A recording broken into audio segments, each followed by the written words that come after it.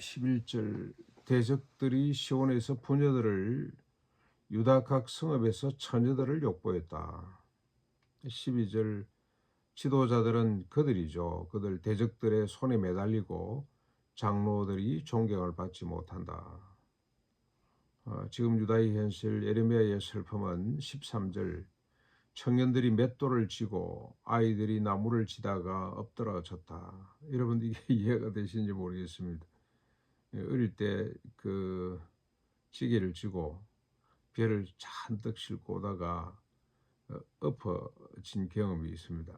너무 무거워서 잘못 헛디뎌 가지고 논두름에 엎어졌던 이 아이들이 지금 강제 노역에 동원이 돼서 정말 이 애들 입장에서는 죽을 것 같은 그런 심정이거든요.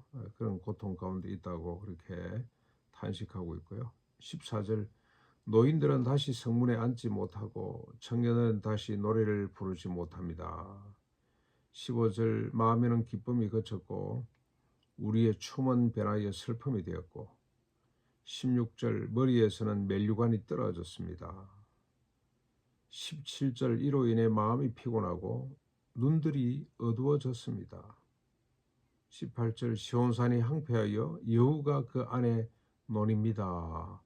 이것도 또 각자 각 구절마다 뭐 이미지가 떠오르시겠지만 이것도 몇 년 전에 이 일가 수도원의 모습이 이랬었습니다.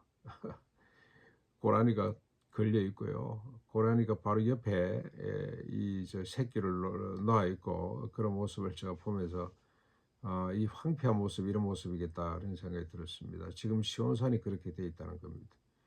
20절 주께서 우리를 영원히 잊으시고 버리신 것 같아. 22절 주께서 우리에게 진노하심이 참으로 크다 그렇게 탄식하고 있습니다. 그러면서 예레미야는 이 슬픔에 이 비참의 원인을 밝히는데 16절입니다. 이게 중요한 거죠. 우리의 범죄 때문이라. 우리가 하나님 앞에 죄를 짓기 때문에 이런 결과를 초래했다. 원래는 멸류관을 쓰고 세상의 중심이 되어서 온 열국을 복되게 해야 될 자인데 범죄로 말미암아 이런 고통, 이런 슬픔, 이런 패망 가운데 앉았다고 그렇게 고백하고 있습니다.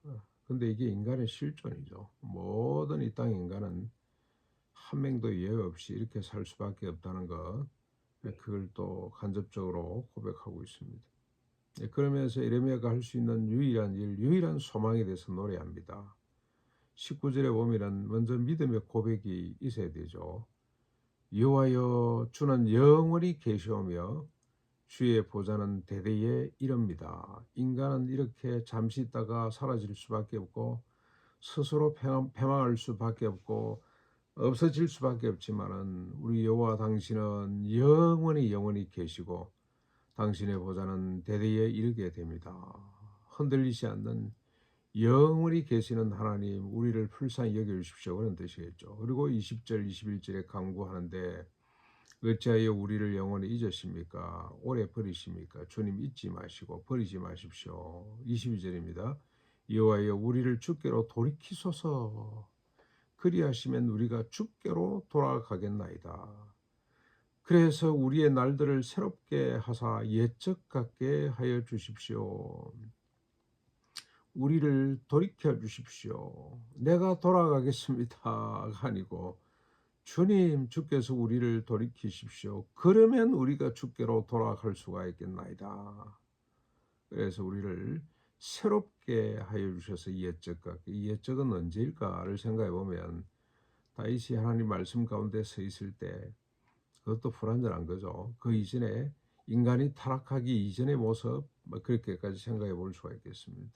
하나님 우리를 돌이켜 주사 새롭게 해주십시오. 그래야 우리가 돌아가고 새롭게 될 수가 있습니다. 주님이 우리를 돌이켜 주시지 아니하면 아무런 희망이 없습니다.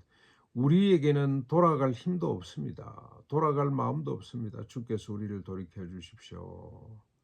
여러분 이 기도를 들으면 이 간구를 들으면 다윗의 기도가 생각이 나죠. 시편 51편 바세바를 취하고 그가 하나님 앞에 죄를 깨닫고 회개하면서 불렀던 노래입니다. 51장 51편 10절로 12절에 하나님이여 내 속에 정한 마음을 창조해 주십시오. 내 안에 정직한 영을 새롭게 해 주십시오. 나를 주 앞에서 쫓아내지 마시고 주의 성령을 내게서 거두지 마십시오. 주의 구원의 즐거움을 내게 회복하시고 자원하는 심령을 주사 나를 붙들어 주십시오. 자기 결단이 아닙니다. 하나님, 나를 새롭게 해 주십시오. 정직한 마음을 창조해 주십시오. 내 중심적으로 사는 이런 마음이 아니라 하나님을 위해서 살 수 있는 마음을, 율법을 지킬 수 있는 마음을 하나님 저 안에 창조해 주십시오라고 고백합니다. 왜 그러냐?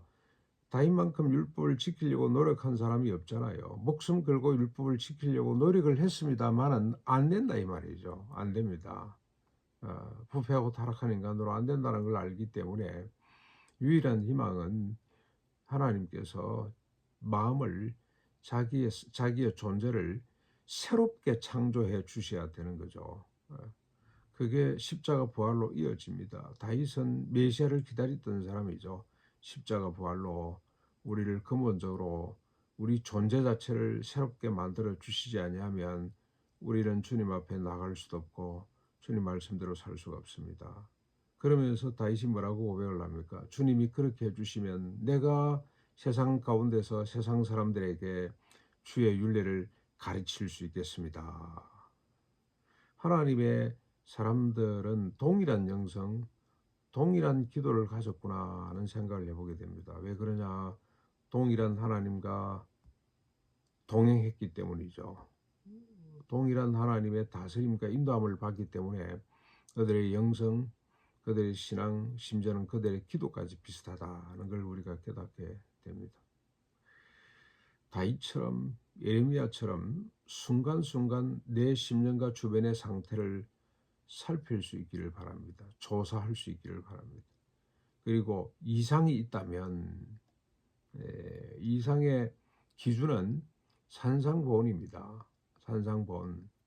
그게 벗어나는 일이 있고 그게 미치지 못하는 일이 있고, 그래서 이상한 징후가 나타났다면 즉각 우리 속에 죄를 찾고 그리고 고백하고 회복과 구원을 강구함으로 하나님의 은혜를 누리는 삶.